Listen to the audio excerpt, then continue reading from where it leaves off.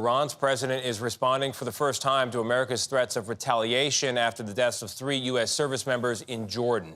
Those soldiers will be honored in a dignified transfer ceremony today, and President Biden plans to be there. Ed O'Keefe is at the White House this morning tracking all of it for us. Ed, good morning to you.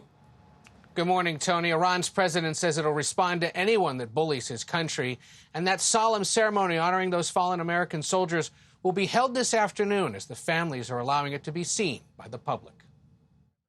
Speaking Thursday at the National Prayer Breakfast, President Biden paid tribute to the 3 soldiers killed in the Jordan attack, Sergeants William Rivers, Kennedy Sanders, and Breonna Moffett. They risked it all, and we'll never forget the sacrifices and service to our country, that the dozens of service members who were wounded and are recovering now.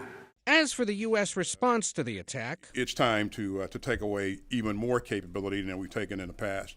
U.S. officials tell CBS News that targets in Iraq and Syria have been approved, including against Iranian personnel and facilities in those countries. And Iran's president, Ebrahim Raisi, responded today, saying Iran won't start a war, but will respond strongly to anyone who bullies it. Defense Secretary Lloyd Austin says this time will be different from the retaliatory strikes launched in response to other recent attacks. They have a lot of capability. I have a lot more.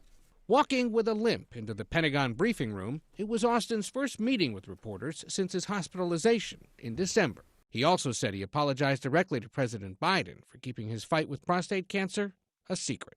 We did not handle this right. I did not handle this right. I should have told the president about my cancer diagnosis. I should have also told my team and the American public. And I take full responsibility.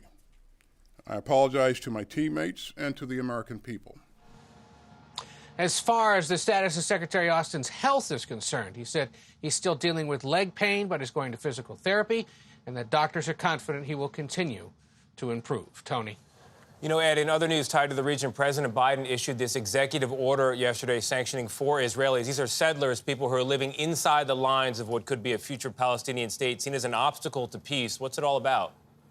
Yeah, it means the U.S. can now sanction any settlers or anyone else who commits or threatens violence or destruction of property in the Israeli-occupied West Bank. In essence, it reiterates U.S. support for the so-called 2-state solution, or a separate Palestinian state. We should note the White House announced this new executive order on Thursday as the president was visiting swing state Michigan, home to a sizable population of Arab American and Muslim Americans upset with the president's continued support for the war that resulted in the deaths of tens of thousands of Palestinian civilians. Tony? Show of seriousness as well as the U.S. tries to broker this peace deal. Ed, thank you very much.